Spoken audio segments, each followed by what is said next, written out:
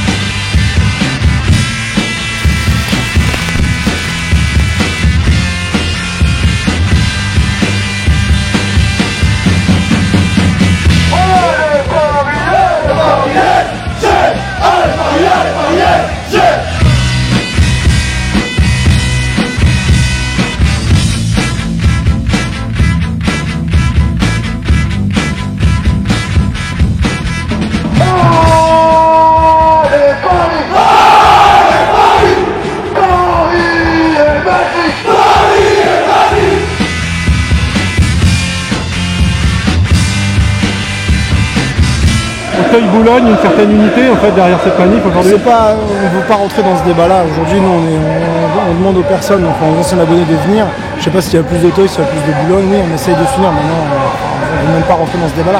Aujourd'hui, ce qu'on revendique, là, c'est la mort qu'on n'a pas fait. Voilà, les gens qui vont rencontrer dans la rue, c'est plutôt hostile ou...